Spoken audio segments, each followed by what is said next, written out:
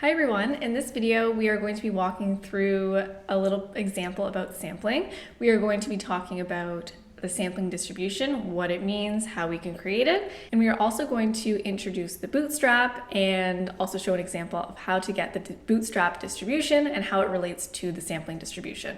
So let's get right into it. I'm going to show you an app that I just built that is an example of a candy factory. So in this candy factory, there's going to be a set number of candies that are produced by one machine or two machines. Basically what's going to happen is the candy factory is going to produce a bunch of candy, mix them all up, and then, we're going to package them into boxes, and they're going to be random. So they're kind of going to scoop a box in, put 100 candies, random candies in there, and we're going to see how the number of candies and the proportion of these types of candies differ between boxes. So now I'm going to show you the app, and I will link it below so you can play with it as well, and we will walk through a couple of things that we notice. Okay, so this is called a Shiny app. You can access it, and basically what it allows you to do is to play with different sort of parameters, things that can change in our example, and see what happens. So again, the example is a candy factory, and there's going to be a set proportion of lollipops. So I can set it here. Maybe it's 50%. So literally the machines are making 50% lollipops, 50% other hard candies, mixing them up and then boxing them. So I know that the true proportion of lollipops, that's my population parameter that I want to estimate, is 50%. But in reality, unless you work at the factory, you probably don't know that. So maybe you and your friends are having a bit of an argument saying, oh, there's definitely more lollipops. Like I always get like 75% lollipops, and your friend's like, no way, it has to be 50-50. Well, you could actually look at estimating this value with a sample or many samples. So what we can do in this app is, we're gonna scroll down. This is just a description that you can read yourself on how to use the app. We are going to open a box of candies. So again, this is a random sample. Here I have set it to 100 candies per box. So when I click this button, it is going to literally show the candies that would be in the box. And in this sample, my sample proportion was 50%, which just happens to be the same as the true value. If you scroll down, I'm going to plot this histogram of the distribution of all these samples as I sample more. So let's see how this builds. Well, maybe I'm going to buy another box, open them, count them, and get the proportion of lollipops. So our point estimate is that sample proportion of lollipops from a single box. It's 0.5 again, we'll do another one. This time it's 0.53. And you can see that I have it plotted here. So now my histogram is, again, most of the observations are around 50. One of them is at 53. And you can see that the average line, so this mean of all my sample proportions, is going to depend on the samples that I take. So I can sample more and more and more, and I can see how this histogram is generated.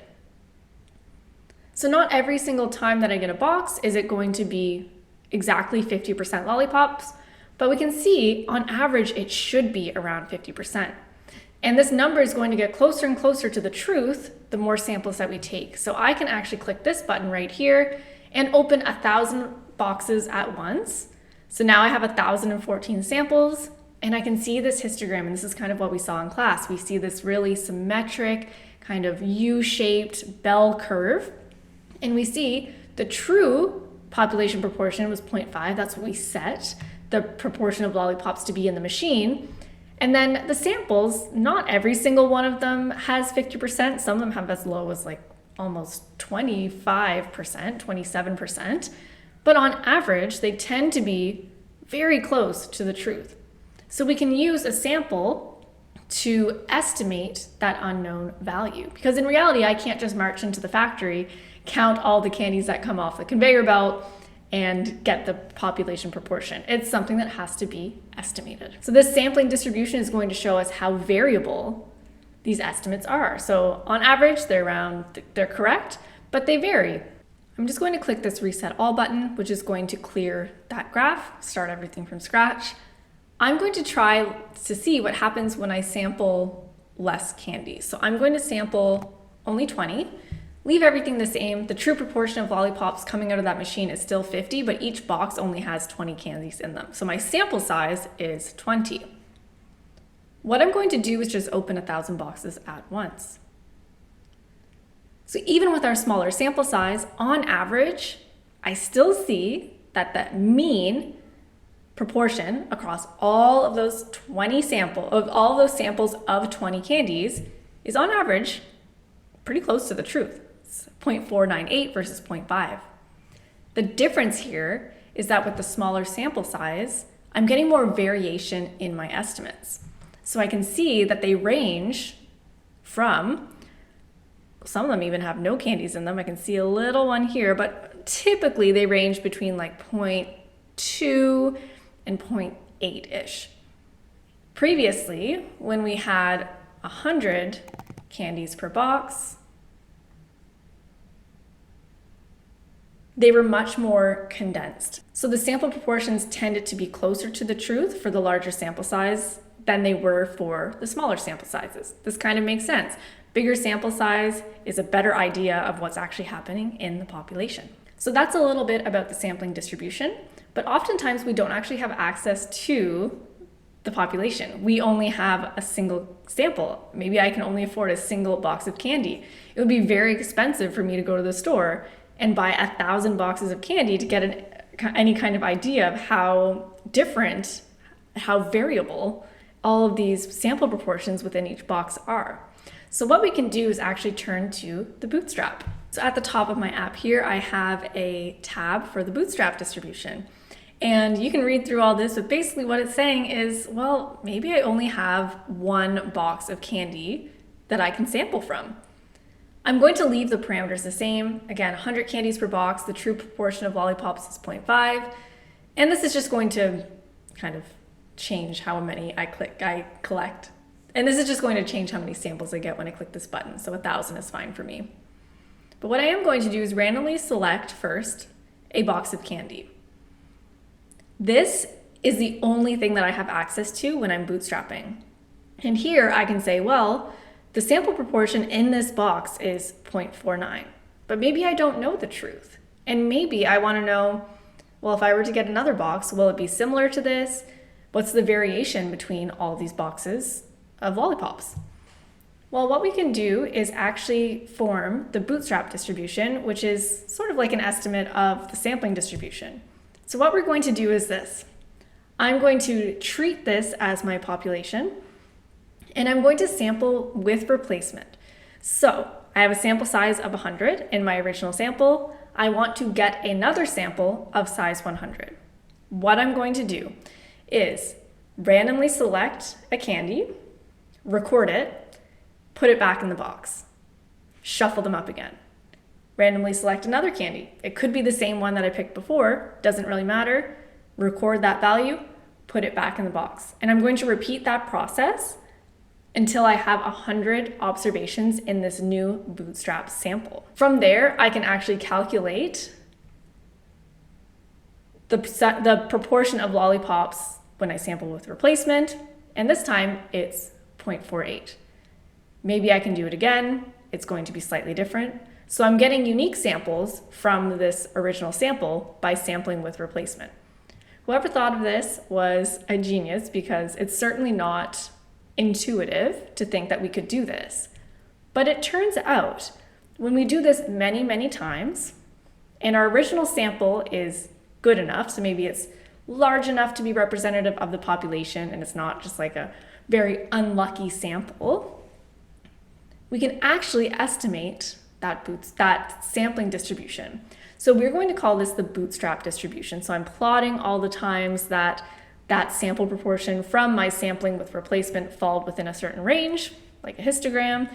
And I can see the original sample proportion from this guy over here, 0.49, is centered in my graph.